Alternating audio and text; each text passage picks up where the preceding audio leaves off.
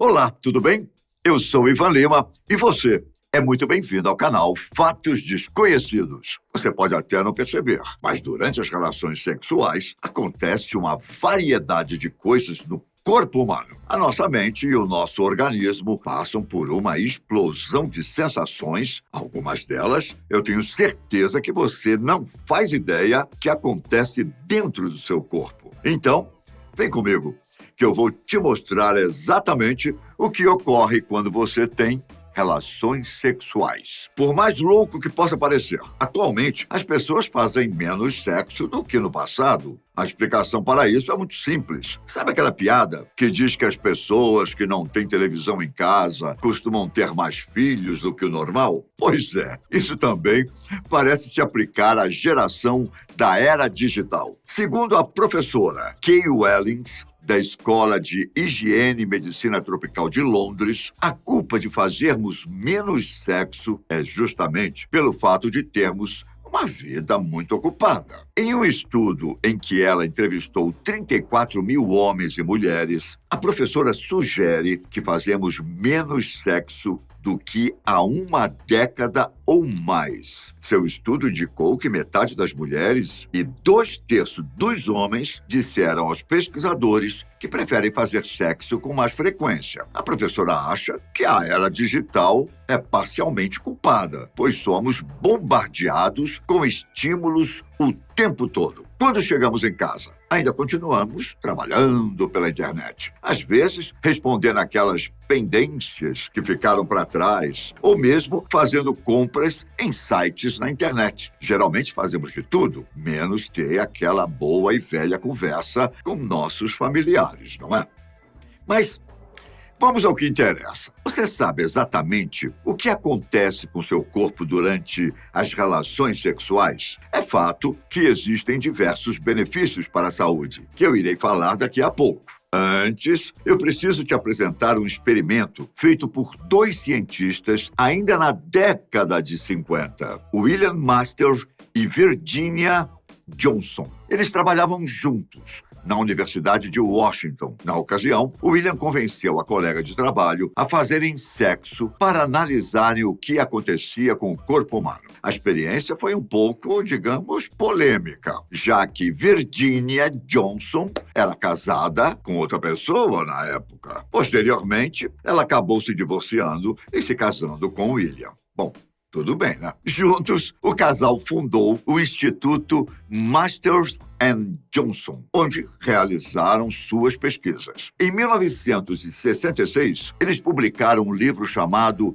Resposta Sexual Humana, em que descreviam um ciclo de 4 estágios que acontecem durante o sexo. O primeiro ciclo é a parte da excitação, que também é chamada de preliminares. Nessa hora, o nosso corpo responde aos estímulos, como beijos, carícias e por aí vai. Esse momento é extremamente importante para que a relação seja satisfatória. Em um estudo publicado em 2006, foi divulgado que 82% das mulheres ficam excitadas quando seus mamilos são acariciados. E o mesmo acontece com 52% dos homens. Nessa parte do sexo, pode acontecer com as mulheres algo chamado rubor sexual. Geralmente, nessa fase, surgem manchas rosas pelo corpo, principalmente nos seios. Uma pequena parcela dos homens também experimenta os sintomas do rubor sexual, começando no abdômen e se espalhando pelo pescoço, rosto e costas. Além disso, nesse primeiro ciclo da relação, os órgãos sexuais das mulheres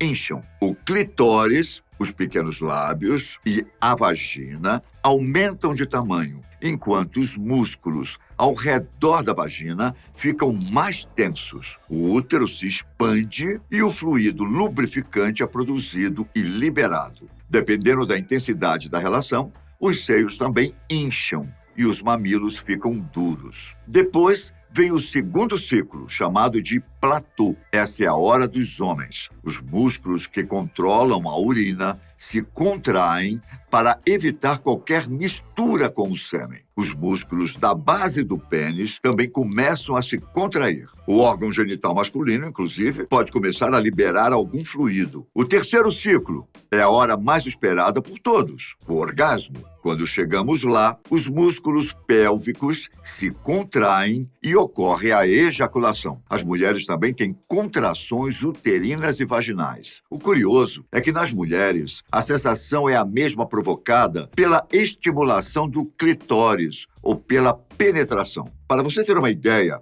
apenas 1/3 das mulheres têm orgasmos a partir da penetração. Outro fato curioso é que as mulheres podem atingir o orgasmo novamente de maneira rápida, basta que haja algum estímulo. Quanto aos homens, eles precisam do chamado período refratário, que é um tempo que o corpo masculino precisa após a ejaculação. Por fim, temos o último ciclo, que é chamado de resolução. Nesse momento, seu corpo começa a voltar ao normal. Os músculos relaxam e a pressão arterial cai. Segundo o estudo feito por William Masters e Virginia Johnson, esses são os 4 ciclos da relação sexual. Mas há muito mais coisas que acontecem no seu corpo. Para começar, uma enorme quantidade de hormônios da felicidade, como a oxitocina, é liberada pelo seu cérebro. Os especialistas dizem que o sexo é o maior inimigo do estresse. E vários estudos já confirmaram isso. Durante o sexo, seus vasos sanguíneos começam a se dilatar e o sangue começa a fluir mais rápido nos órgãos reprodutivos, o que acaba levando à expansão vaginal e à ereção. Por último,